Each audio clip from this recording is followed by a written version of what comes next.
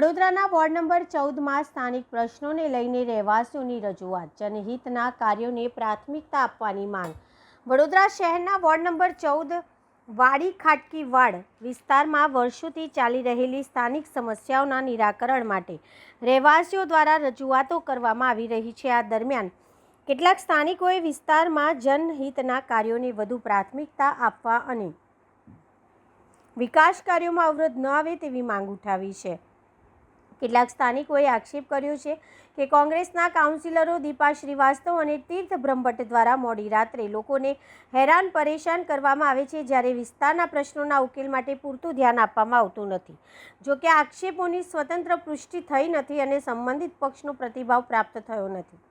સ્થાનિકોનું કહેવું છે કે વિસ્તારના રસ્તા, સફાઈ, ડ્રેનેજ સહિતના જનહિતના પ્રશ્નોનું સમયસર નિરાકરણ લાવવામાં આવે અને વિકાસના કાર્યો કોઈપણ કારણસર અટકી ન જાય તે જરૂરી છે।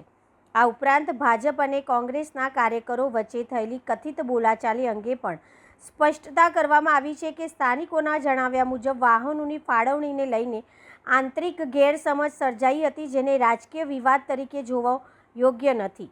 રહેવાસીઓએ તમામ રાજકીય પક્ષોને અપીલ કરી છે કે પક્ષીય રાજકારણથી ઉપર ઉઠીને વિસ્તારના વિકાસ અને લોકોના હિતના પ્રશ્નોના ઉકેલ માટે સહકાર આપે, જેથી વોર્ડ નંબર 14ને સ્વચ્છ, સુંદર અને સુવિધાસભર વિસ્તાર બનાવી શકાય।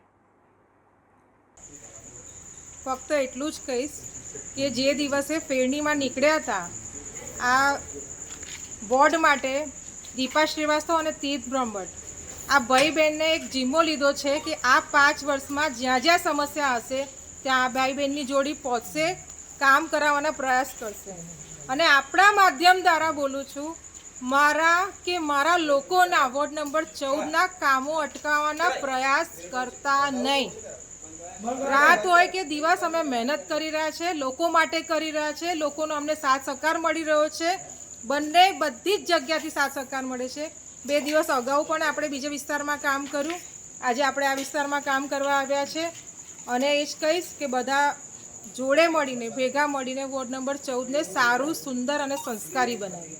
હાલ હમણાં કોઈ બનાવ બન્યો હતું ભાજપ અને કોંગ્રેસ તમારા વચ્ચે કંઈ તું મેં જેવું કંઈ દ્રશ્ય થયું હતું? એવો કોઈ દ્રશ્ય બન્યો નથી। એ લોકોને મિસઅન્ડરસ્ટેન્ડિંગ થઈ હતી ગાડીને લઈને। એમને ઓલરેડી એક ગાડી પ્રોવાઈડ કરેલી હતી કે એ ગાડી એમની રાવપુરા એમના જે સાથીદાર ભાઈ હતા એ લઈને ગયા હતા અને જે ગાડી આ જગ્યા પર આવવાની હતી એ બેન લઈને ગયા હતા। તો એમ લોકોનો આપસી સમજોતો નથી, એના લીધે આ બનાવ બન્યો હતો, પણ એ લોકો વચ્ચે બન્યો હતો, અમારા વચ્ચે નહોતો બન્યો।